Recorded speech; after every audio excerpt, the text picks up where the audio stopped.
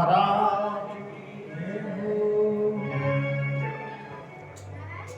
राम कथा के 4 घाट हैं। कितने घाट हैं? 4। इसमें भक्ति का जल है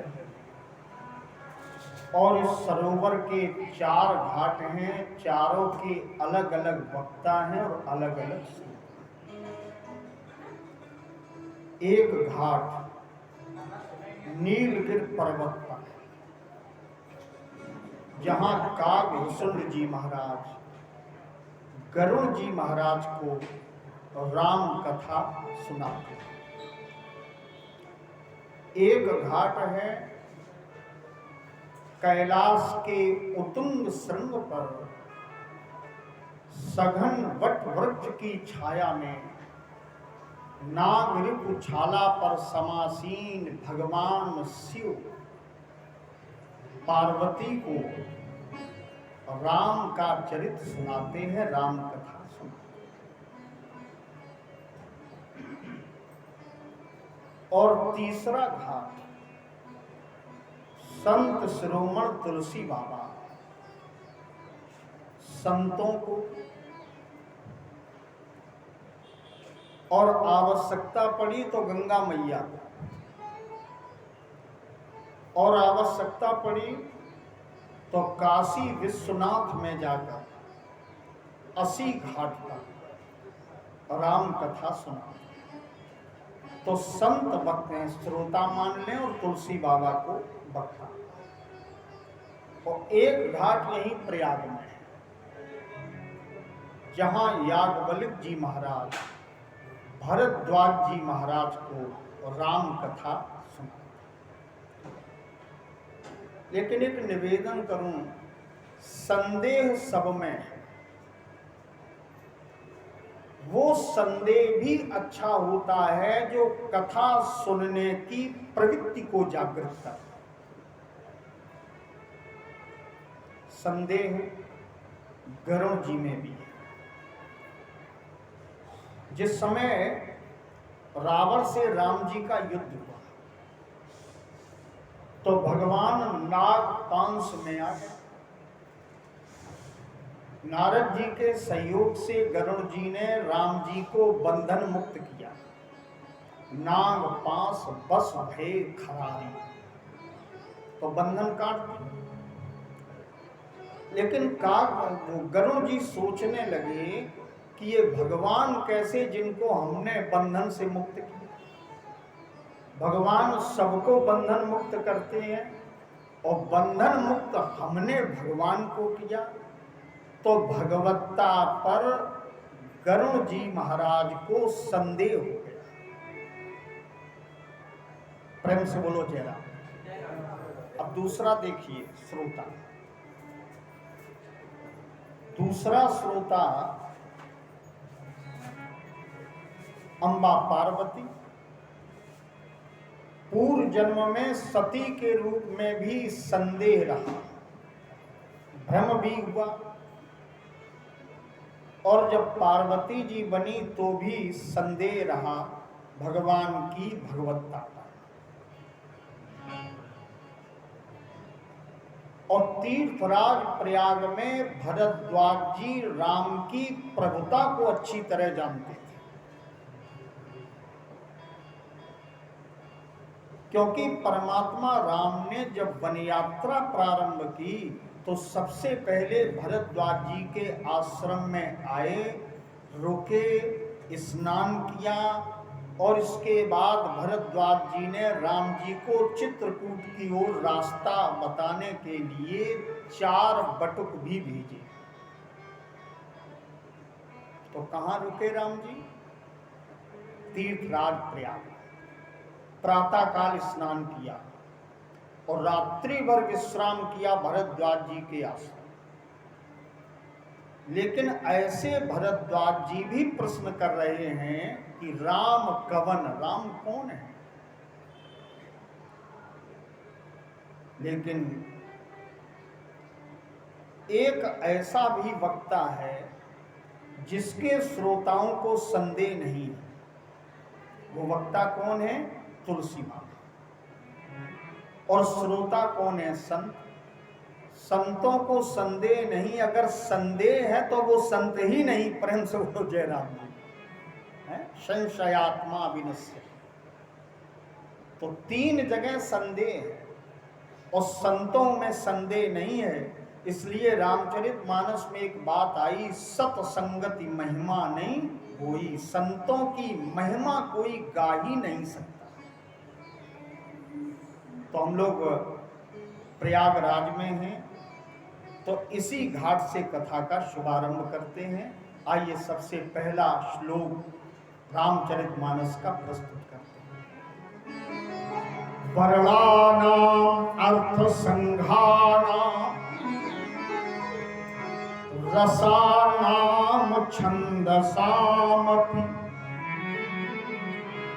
मंगलानाम चक्रतारो वंदे वाणी विनायक। संत शिरोमणि तुलसी ने जब राम कथा गाई तो सबसे पहले सरस्वती और गणेश की वंदना, लेकिन किस रूप में की? वर्ण और अर्थ के रूप में, शब्द और अर्थ के रूप में सरस्वती और गणेश की वंदना की। प्रेम से बोलो जय राम। मोबाइल बंद कर दीजिए, मन बिल्कुल एकाग्र करो। भागवत से भी कठिन है राम कथा, क्योंकि भागवत एक पुराण है और राम कथा में तो नाना पुराण निगमागम, अनेक पुराणों को पिरोया है संत तुलसी ने। तो चर्चा चल रही हमारे आपके बीच वर्ण और अर्थ। अच्छा एक बात, कोई मान लीजिए पढ़ना जानता है, किसी को याद है, लेकिन अर्थ को कैसे जाने? शब्द तो हमने पढ़ लिया, लेकिन उस शब्द का अर्थ क्या है ये हम कैसे जानें? बुद्धि से। तो यहां शब्द सरस्वती यदि है तो उसका अर्थ गणेश जी है। वर्णानाम अर्थ संघान। तो वर्ण से जैसे अर्थ जुड़ा है, शब्द और शब्द का अर्थ जैसे जुड़ा है, वैसे ही गणेश और सरस्वती एक दूसरे से जुड़े हैं। अब आप कहेंगे क्यों जुड़े? तो गणेश जी बुद्धि के निर्माता हैं, बुद्धि बनाते हैं, इसलिए उनका एक नाम है बुद्धि विनायक, बुद्ध राशि शुभ गुण सदन। तो बुद्धि गणेश जी बनाते हैं और सरस्वती बुद्धि देती है। बुद्धि प्रदान साथ, गणेश जी बुद्धि बनाए और सरस्वती बुद्धि न दे। माता जी बढ़िया पकवान बनाए लेकिन कोई परोसे ही नहीं तो उसका स्वाद क्या मिलेगा? सुंदर भोजन, सुंदर पकवान, सुंदर खटरस व्यंजन, इनका स्वाद तो तब मिलेगा जब आपको वो दिए जाए। तो बुद्धि के निर्माता गणेश जी हैं, लेकिन बुद्धि देने वाली सरस्वती है। और यहाँ शब्द को भी समझना है और उसका अर्थ भी समझना है। इसलिए शब्द और अर्थ के रूप में मानो गणेश और सरस्वती ही रामचरितमानस में विराजमान हैं। इसलिए तुलसी दोनों की वंदना एक साथ करते हैं। दूसरे श्लोक में श्रद्धा और विश्वास, श्रद्धा के रूप में पार्वती और विश्वास के रूप में भगवान शिव।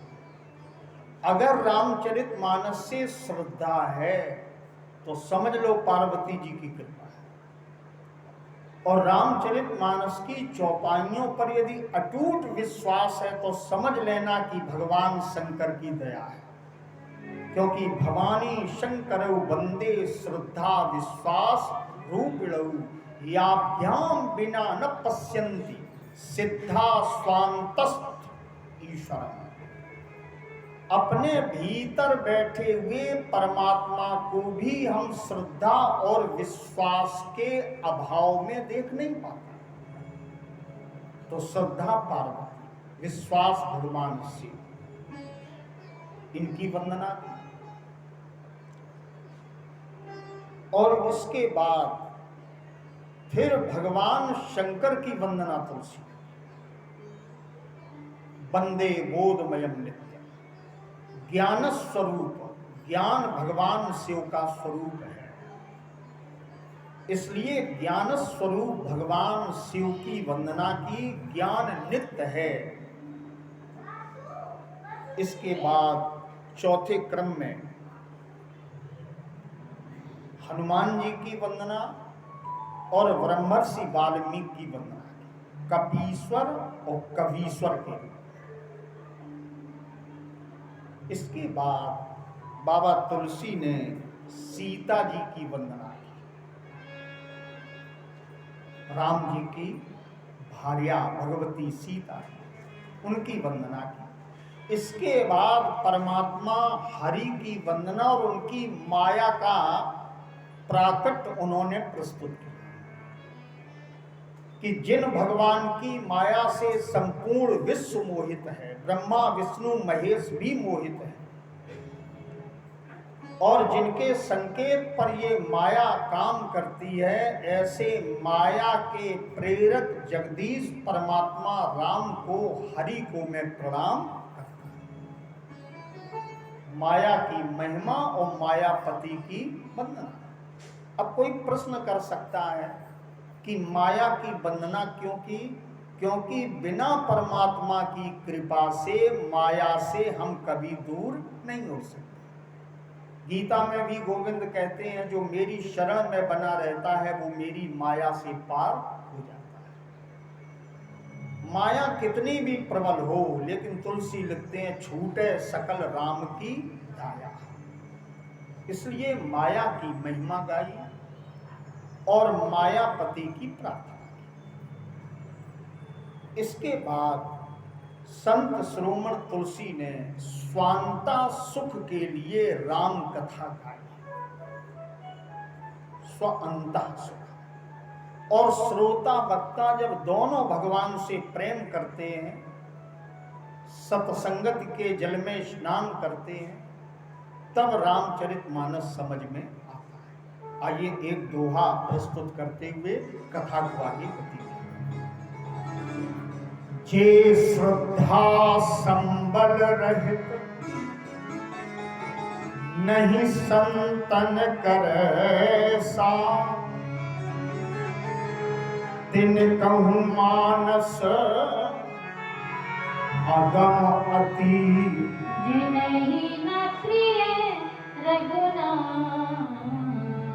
भगवान के चरणों में जिसको प्रेम नहीं और जिसमें श्रद्धा नहीं, माने जिस पर पार्वती की कृपा नहीं,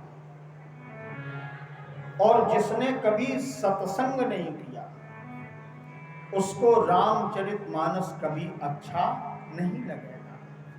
वो कभी ये तत्व तो नहीं समझेगा। जैसे एक उदाहरण ले लें, बर्फी जब बनाई जाती है तो किससे बनती है? एक लकड़ी का होता है चटुआ, उसका एक दूसरा नाम भी है डाभी।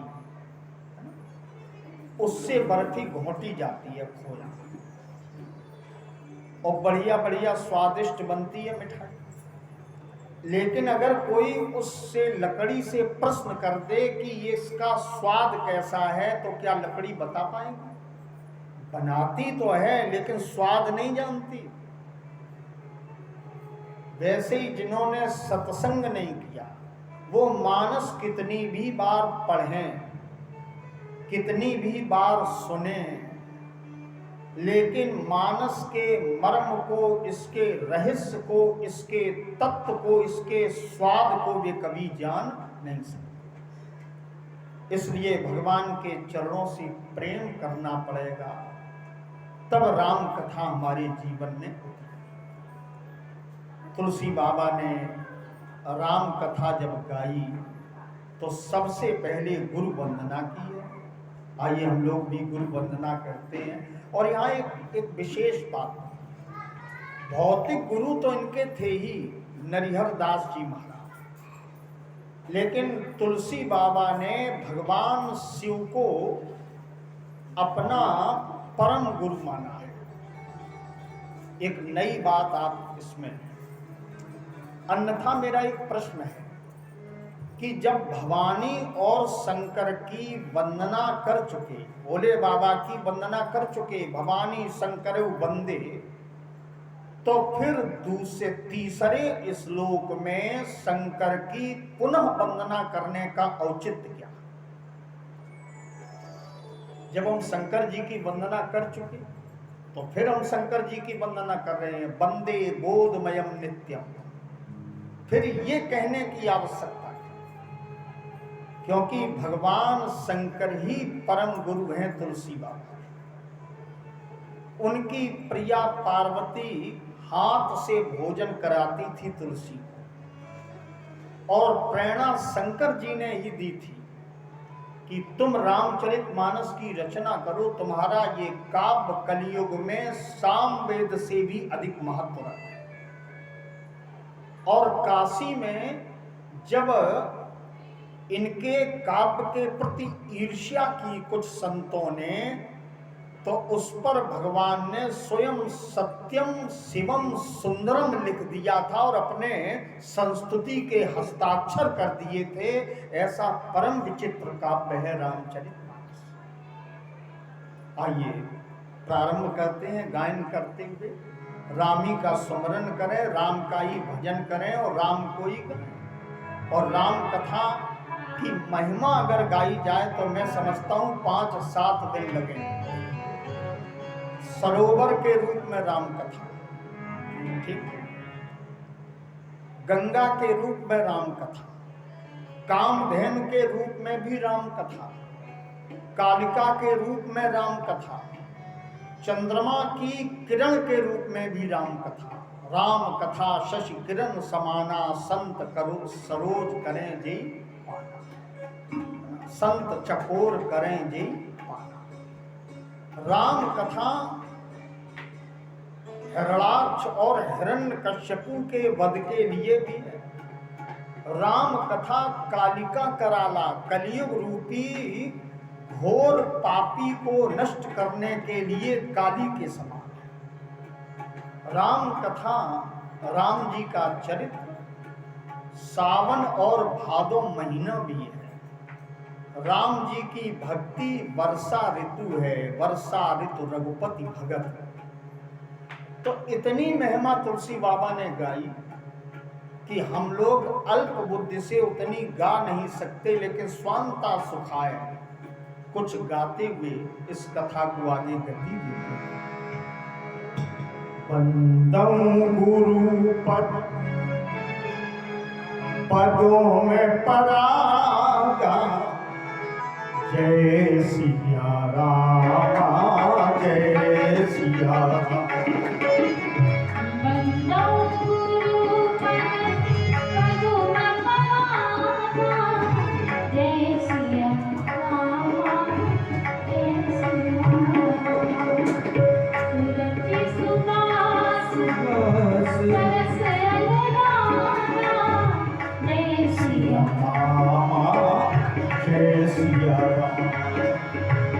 I'm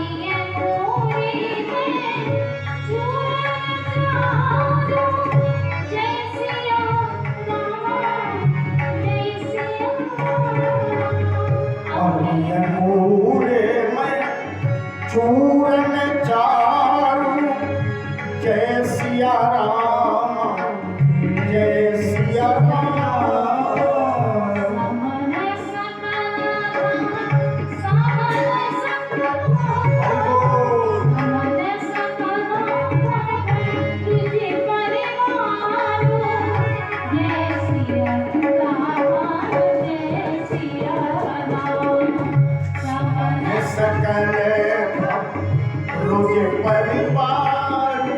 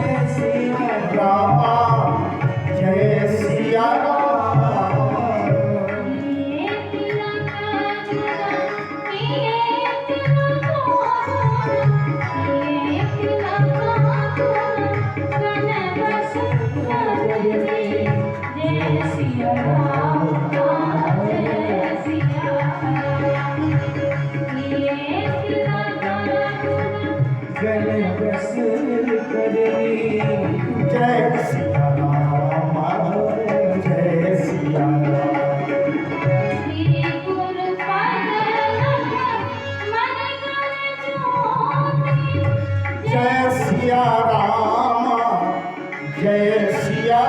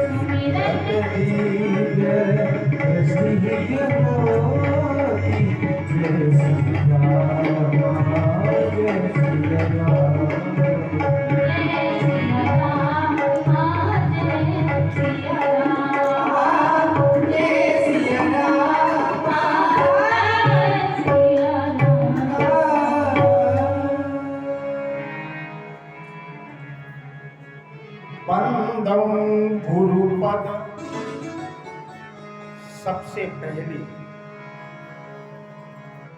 जब राम चर्चा प्रारंभ की तो अपने गुरुदेव भगवान के चरणों की वंदना की, क्योंकि बिना गुरु की कृपा के ज्ञान नहीं होता। और सूकर खेत में नरिहर दास जी ने संत शिरोमण तुलसी को राम कथा सुनाई थी बाल काल में, सूकर खेत सोरों के पास। वहां सुनी थी बाल काल में, लेकिन पची नहीं थी। पची है संवत 1631 में।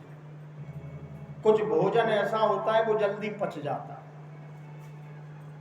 और राम कथा तो ऐसा भोजन है कि जो स्वभाव में अंतस में प्रवेश करने के बाद देर में पचता है। बचपन में सुनी, और हम कह सकते हैं मनोरंजन में कि 55 में पची। सुनी थी बचपन में अपने गुरु जी से, और पची कब? जब पूरे संसार का जीवन जी लिया और पत्नी से भी जब तिरस्कार मिला, इसके बाद संतों का संग किया, प्रयाग में आकर के साधु बने, तब ये पची तुलसी को। तो अपने गुरुदेव की वंदना। एक विशेषता बताया, रामचरितमानस जिस अक्षर से प्रारंभ है उसी अक्षर पर इसका विश्राम है। वा अक्षर से प्रारंभ है, वरड़ा नाम, और अंत में मानवा, वा पर ही। और ये 4 अक्षर ब्रह्मा जी के हृदय के अक्षर हैं, या, रा, ला, वा। इसको अंतस्थल वर्ग कहते हैं व्याकरण। और भरद्वाज जी तो बड़े अच्छे वैयाकरण भी थे। गुरुदेव की वंदना की। और गुरु के जो चरण हैं वो कमल की तरह है, सुरुचि सुबास सरस अनुराग। अगर गुरु के चरणों से प्रेम करोगे तो अनुराग भगवान से अपने आप हो जाएगा, क्योंकि जो परमात्मा से जोड़ दे उसे ही कहते हैं गुरु। जीव को जो ब्रह्म से जोड़ दे उसको कहते हैं गुरु। जो शिष्य के अज्ञान के अंधकार को निगल जाए उसको कहते हैं गुरु। तो गुरु बदला। और गुरु जी के चरण केवल कमल नहीं है। असीम व्यक्तित्व को कभी भी ससीम मत कीजिए। जिसमें अपरिमित सामर्थ्य है उसको सीमित मत समझिए। सरोज सुबास सरस अनुरागा, ये पद्म पराग तो इसमें है ही गुरु के चरणों में, लेकिन गुरु के चरणों की रज जो लेते हैं मानो वो जीवन जीने का चूरन ले लेते हैं। अमीय मूरमय चूरन चार। गुरुदेव की चरणों की कृपा का जो चूर्ण है, जो अमृत के समान है, समन सकल भव रुज परवा। भाव मैंने संसार के जितने भी रोग हैं वो सारे रोग समाप्त हो सकते हैं अगर गुरु कृपा का चूर्ण तनिक भी जीव को प्राप्त हो जाए। प्रेम से बोलो जय राम। अब माता जी टेंशन मत लेना, ठीक। अब गुरु कृपा का चूर्ण आपको मिलेगा, और जब चूरन मिलेगा तो बाबा तुलसी कह रहे हैं समन सकल भव रुज। संसार के जितने भी रुज हैं माने रोग हैं, उनका समन हो जाता है, वो शांत हो जाते हैं, वो नष्ट हो जाते हैं, वो पृथक हो जाते हैं, वो अलग हो जाते हैं। अच्छा, ये तो हो गया चूरन वाली बात हो गई। अब अगर कोई बालक है तो चूरन नहीं खा सकता तो उसके अंजन लगाओ, काजा, तो उससे ही काम चल जाए।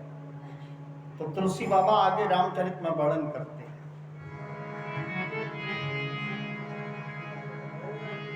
गुरु पद रज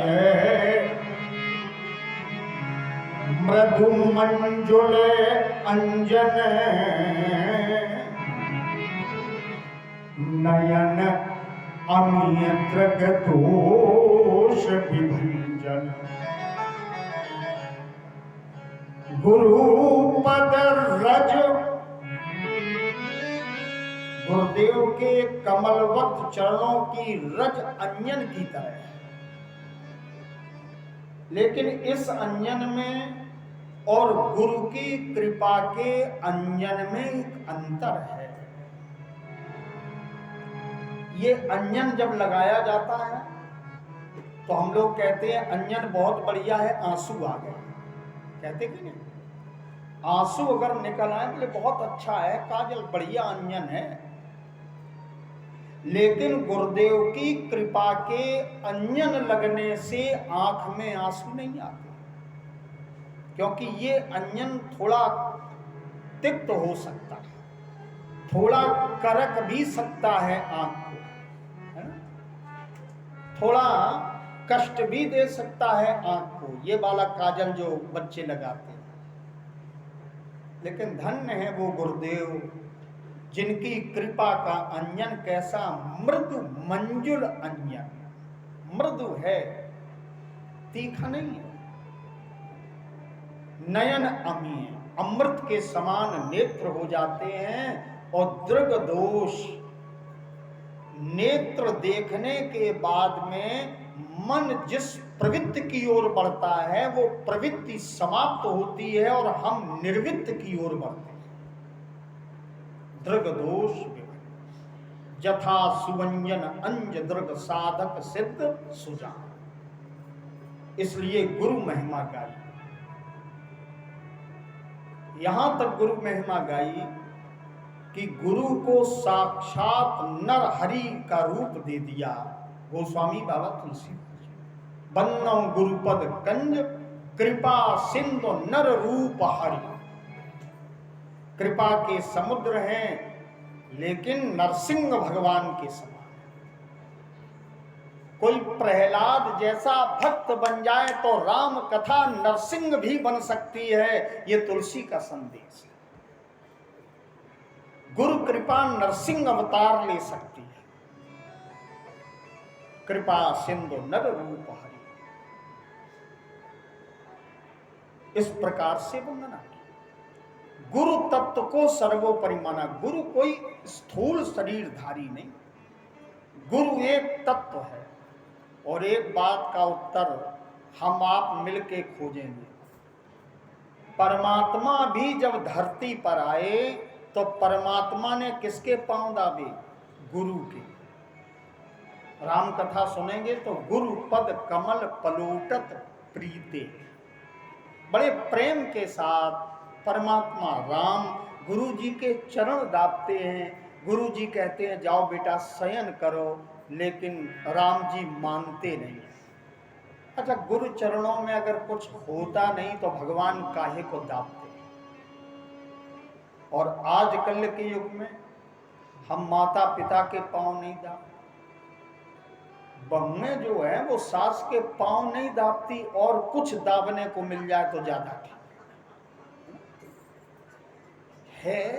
बड़ों के चरणों में कुछ न कुछ है जरूर, तभी हमारी परंपरा है। अगर ऐसा ना होता तो लक्ष्मण जी राम जी के पांव क्यों दाबते? तो गुरु चरणों में ही सब कुछ है।